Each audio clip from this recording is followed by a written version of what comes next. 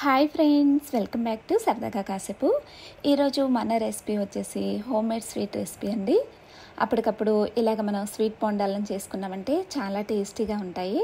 ఎప్పుడూ ఒకలా కాకుండా ఇలాగ కొత్తగా ట్రై చేయండి, చాలా టేస్టీగా ఉంటాయండి.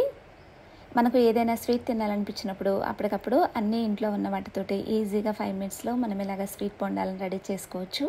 ఇలా చేసి పెట్టారంటే ఇంట్లోని వారందరూ కూడా ఎంతో ఇష్టంగా తింటారండి. తప్పకుండా మీరు కూడా ఇలాగ ట్రై చేయండి, మీ అందరికీ కూడా నచ్చుతుంది. ఇక మనం లేట్ చేయకుండా వీడియోలోకి వెళ్ళిపోతాం. ఇక్కడ నేను గోధుమ రవ్వని తీసుకున్నానండి, వీట్ రవ్వని. అలాగే ఇప్పుడు ఒక మిక్సీ జార్ తీసుకుని దానిలోకి ఈ గోధుమ రవ్వను వేసుకుందాము. వేసుకొని ఒకసారి మనం మెత్తగా బాగా గ్రైండ్ చేసుకోవాలండి. ఇలాగ గ్రైండ్ చేసుకొని ఒక మిక్స్ ప్లేట్లోకి వేసుకుందాము. ఇలాగ మెత్తగా గ్రైండ్ చేసుకోవాలండి. అలాగే దీంట్లోకి ఒక 1/2 కప్పు వరకు కూడా నేను బెల్లం తురుమును వేస్తున్నాను. బెల్లం తురుమును వేసుకొని ఇప్పుడు ఈ రెండింటిని కూడా ఒకసారి మనం చేతితోటి ఒకసారి కలుపుకుందామండి.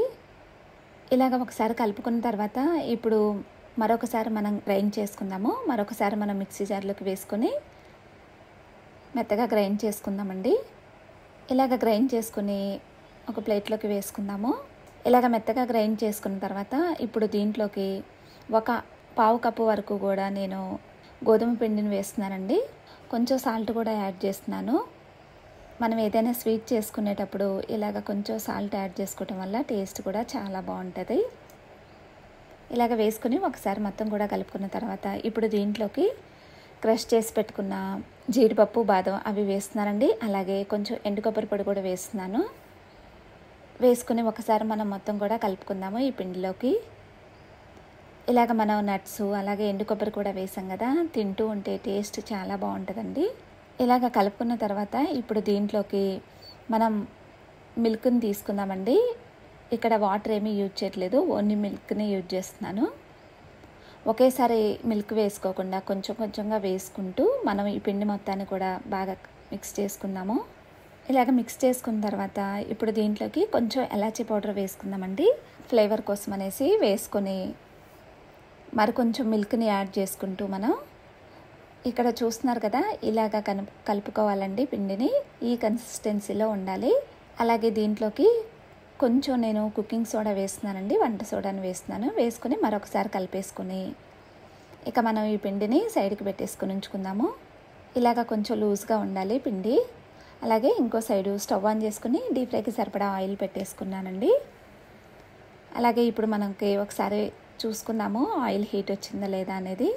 చక్కగా మనకు ఆయిల్ హీట్ వచ్చిందండి. అలాగే ఇక్కడ మనకు బోండాలు కూడా మంచిగా ఫ్రై అయిపోయాయి. స్వీట్ బోండా కూడా ఇలాగ రెడీ చేసుకోవాలి. అలాగే పిండిని మనం కొంచెం కొంచెంగా తీసుకుంటూ ఇలాగ మనం బోండాలు వేసుకుందామండి, స్వీట్ బోండాలు. ఇక్కడ అస్సలు ఆయిల్ ఏమీ పీల్చదండి. ఇలాగ వేసుకుని ఒకసారి మనం ఇలాగ కలుపుకుంటూ చక్కగా రెండు వైపులా కూడా మంచిగా మనం బోండాలను ఫ్రై చేసుకుందాము. ఇలాగ రెండు వైపులా కూడా చక్కగా మనకు బోండాలు రెడీ అయిపోయాయండి, మంచిగా కాలాయి. ఇక ఇలాగ చేసుకొని తీసుకొని ఒక ప్లేట్లోకి సర్వ్ చేసుకోవటమే.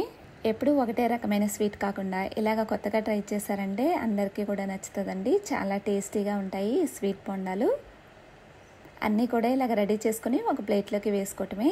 చూస్తున్నారు కదా, ఎంతో టేస్టీగా యమ్మీగా ఉండే మన స్వీట్ బోండాలు రెడీ అయిపోయాయండి. మనం ఇక వాటర్ ఏమీ యూజ్ చేయలేదు, ఓన్లీ మిల్క్ని మాత్రమే యూజ్ చేసాము.